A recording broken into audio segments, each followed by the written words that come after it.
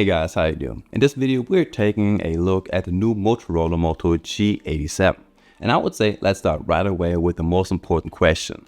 What kind of smartphone are we actually getting here? Because on paper, the Moto G87 looks pretty interesting. We get a large 6.78-inch AMOLED display with 120Hz, a MediaTek Dimensity 6500 and 8 gigs of RAM. You got a 5200 mAh battery, 30-watt charging, and a 200 megapixel main camera with optical image stabilization. At first, that sounds like a very well-rounded mid-range smartphone, so not an absolute flagship, but a device that could be more than enough for many people in everyday use. Motorola is once again trying to deliver the mix of clean Android, good hardware, and a practical design. But of course, the question is the Moto G87 actually good enough in everyday life? How good is the display? How strong is the performance? And most importantly, what can the new 200 megapixel camera do? That is exactly what we're gonna find out today. In terms of design, Motorola stays pretty true to its own style. The Moto G87 comes in the colors Pantone Overture and Pantone Blue Atoll. So once again, we get these typical Motorola colors that are not just black or white, but have a bit more character. The back has a leather-like finish. Personally, I always find that pretty nice because it gives the smartphone more grip and makes it less likely to slip out of the hand. It also makes the phone look a little bit more premium than many classic plastic bags. The device is 7.38mm thin and weighs 183 grams. For a smartphone with a 6.78-inch display and a 5200 mAh battery, that is a really comfortable weight. But one major point here is the durability. The Moto G87 offers IP66, 68, 69 protection. That means the smartphone is not only protected against dust and water, but also against stronger water pressures from different directions. And on top of that, it has a shock and drop resistance according to the military standards. Of course, that does not mean you should intentionally drop the phone, but it simply gives you a little bit more security in everyday life. Especially if you use your smartphone outdoors, take it with you during sports, use it on vacation at the beach, or just generally a little bit less careful. This is a big advantage. On the front, we also get Corning Gorilla Glass 7i. I would still recommend using a screen protector, but overall, the Moto G87 is definitely more robust than many other devices in this price range. For unlocking, there's a fingerprint sensor and of course Face Unlock as well. NFC is also included, so mobile payments are possible. For the SIM setup, we get a very practical combination, one physical nano SIM, eSIM, and an additional micro SD slot. Especially that is no longer something you can take for granted in these days. For me, the display is one of the biggest highlights of the Moto G87.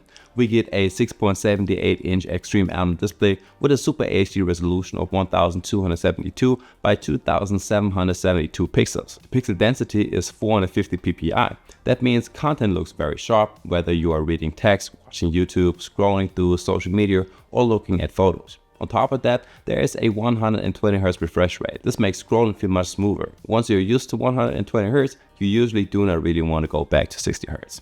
Animations look softer, apps feel faster, and the whole smartphone feels more modern because of it. The display is also strong when it comes to colors. It supports 10-bit color, so over 1 billion colors. As a result, colors should look very vibrant without the image immediately looking cheap or overly exaggerated. For movies, series, YouTube, and gaming, that is definitely an important point. Motorola also claims a peak brightness of up to 5000 nits. Of course, that is a very high peak value that is mainly reached in specific situations. But the important thing is the display should be very easy to read outdoors. Especially in sunlight, that is a big advantage. Water touch is also included. That means the display should be easy to use when your fingers or the screen are slightly wet. Especially in the rain or after working out, this can actually be useful in everyday life. For sound, we get stereo speakers with Dolby Atmos. That is nice because videos, games, and music can sound noticeably more spacious than with a single speaker. There's no classic headphone jack, so headsets run via USB-C or Bluetooth. For a mid-range smartphone, the audio setup is solid overall. On the software side, the Moto G87 runs Android 16 right out of the box. Motorola traditionally uses a relatively clean Android interface, so it's not overloaded and stays pretty close to stock Android. For many people, that is a big advantage because the system remains clear and does not come with too many unnecessary menus or duplicate apps. Still, the typical Motorola features are included.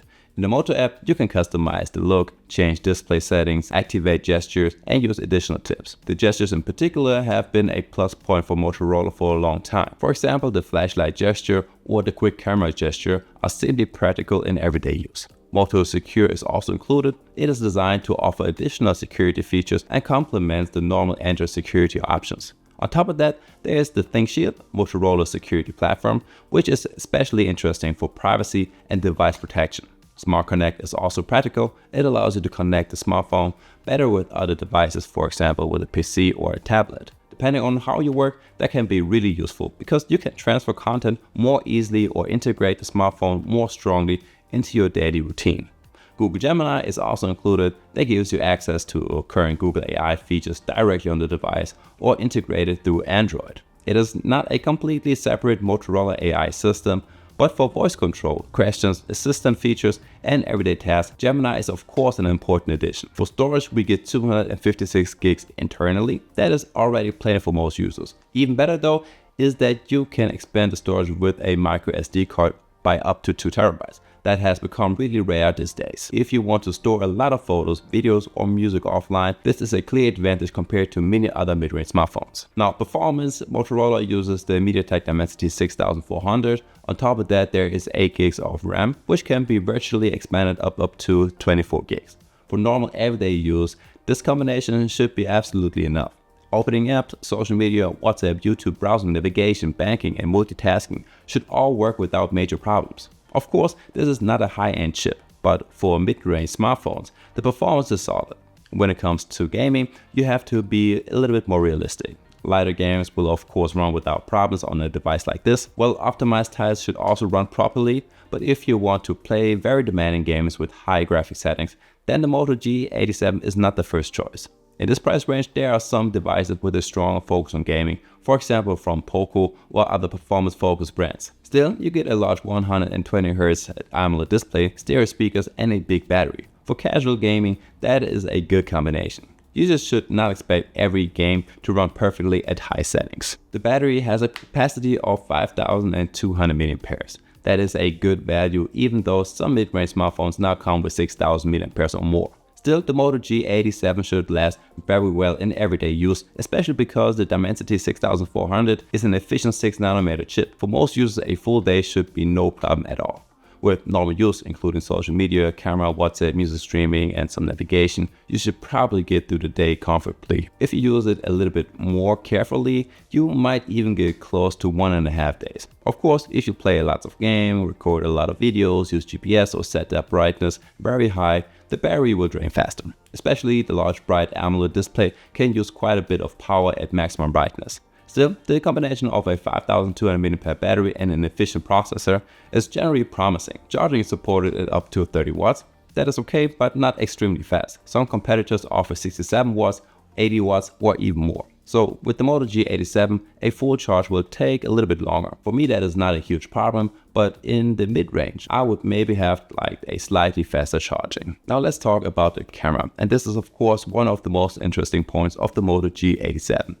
On the back, there is a 200 megapixel main camera with optical image stabilization and 16:1 ultra pixel technology. So by default, the phone does not necessarily save 200 megapixel photos. Instead, several pixels are combined to capture more light and deliver better results. In addition, there is a 2x lossless zoom. That is practical because you can get closer to subjects without immediately losing a lot of quality like with normal digital zoom. However, there is no real telephoto camera. If you zoom beyond 2x, it moves into digital zoom territory, and at some point you will of course see a loss in quality. In my test photos, you can see quite well that the main camera delivers very usable results in daylight. Architecture, buildings, and landscapes look sharp overall, and the colors are strong, and the dynamic range is decent. Especially in the photos with sky and cloud, you can see that the smartphone does not completely blow out the bright areas while still keeping enough detail in the foreground. The colors also look quite lively. Green areas, trees, and the blue sky come across visibly strong. In some cases, Motorola does move a little toward stronger post-processing here. It looks nice at first glance, but it can appear slightly less natural if you prefer a very realistic look. The ultra-wide angle has 8 megapixels. It is useful when you want to fit more of the subject into the picture, but for example with buildings, landscapes, or large open spaces. But the quality is noticeably simpler than with the main camera. In the center it is okay, but towards the edges it becomes softer. For social media or quick snapshots, it is enough, but the main camera is clearly the better choice. In the close-up shots of the flowers, you can see that the Moto G87 can produce nice colors and pleasant background blur. The pink flowers look vibrant, the background is rendered softly, and the subject stands out well. The camera does a good job right here, especially when there is enough light. The 32 megapixel front camera also delivers solid results for selfies. Skin tones look decent, sharpness is fine, and portrait mode separates the background fairly cleanly. Of course, if you look closely, the cutout is not perfect, but for social media, video calls, and normal selfie, it is completely good enough. For a video, the rear cameras offer a maximum of 2K at 30 FPS or Full HD at 60 FPS. The front camera also manages 2K or Full HD at 30 FPS. Unfortunately, 4K is missing right here. This is something you have to mention because with a 200 megapixel camera, many users might also expect 4K videos. For normal clips, stories, vacations videos, or family videos, 2K is enough. But if you take videos more seriously, you will probably want more. And guys, that's already it for today. Feel free to leave a like and subscribe, and I guess I will see you in the next one. Peace!